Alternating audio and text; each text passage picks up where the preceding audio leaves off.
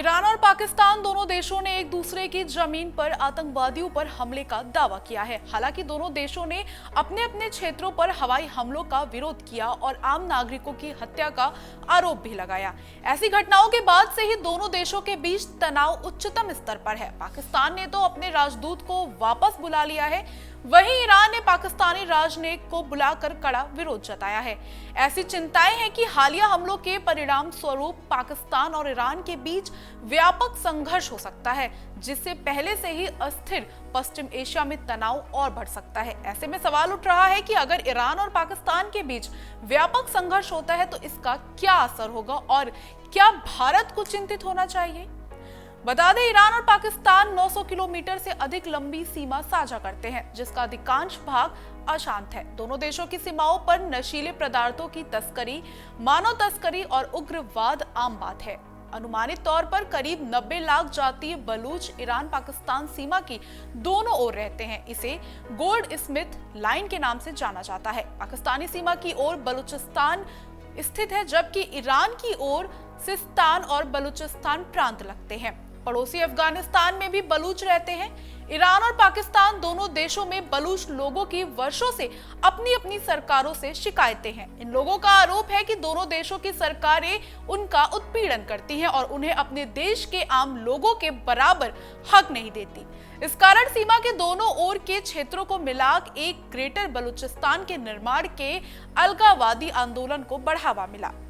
Iran और पाकिस्तान लंबे समय से एक दूसरे पर अपने अपने क्षेत्र में कुछ आतंकवादी समूहों को समर्थन देने या उन्हें काम करने की अनुमति देने का आरोप लगाते रहे हैं। रिपोर्ट के अनुसार ये विद्रोही सेना या नागरिकों को निशाना बनाने के बाद एक दूसरे देशों की सीमाओं में भाग जाते हैं। इस कारण उन्हें पकड़ना मुश्किल हो जाता है। माना जाता है कि ईरान ने मंगलवार को जिस सुन्नी अलगवादी समूह जैश अल अदल को निशाना बनाया वह पाकिस्तान में स्थित है। सिस्तान और बलूचिस्तान प्रांत की आजादी की मांग करने वाला आतंकवादी समूह ईरानी सुरक्षा बलों को निशाना बनाने के लिए जाना जाता है। पाकिस्तानी सेना ने कहा कि उसके गुरुवार के हमलों में बलूचिस्तान लिबरेशन आर्मी और बलूचिस्तान लिबरेशन फ्रंट जैसे आतंकवादी संगठनों के ठिकानों का निशाना बनाया गया। पाकिस्तान दावा किया है कि बलूच लिबरेशन आर्मी के कई बड़े लड़ाके ईरान में छिपे हैं और पाकिस्तानी सुरक्षा बलों और चीनी बुनियादी ढांचा परियोजनाओं के खिलाफ हमले करते हैं।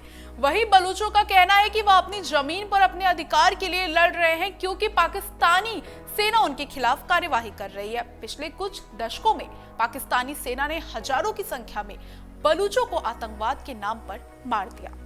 पाकिस्तान के साथ भारत के रिश्ते तनावपूर्ण हैं, खासकर 2019 पुलवामा हमले के बाद से। दूसरी ओर नई दिल्ली ने पिछले कुछ दशकों में ईरान के साथ अच्छे संबंध बनाए रखे हैं।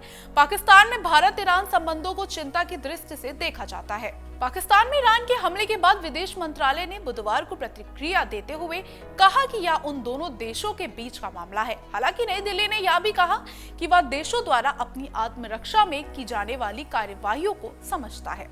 रणनीति मामलों के विशेषज्ञ सी राजा मोहन के अनुसार भारत के लिए ईरान का समर्थन करना स्वाभाविक था, क्योंकि नई दिल्ली ने 2019 में पाकिस्तान के अंदर सर्जिकल स्ट्राइक करने के बाद इसी तरह का औचित्य बनाया था। अगर आप ये वीडियो YouTube पर देख रहे हैं तो हमारे चैनल को सब्सक्राइब करें और बेल आइकन को दबाना ना भूलें। अगर आप Facebook पर ये वीडियो देख रहे हैं तो हमारे पेज को लाइक करें।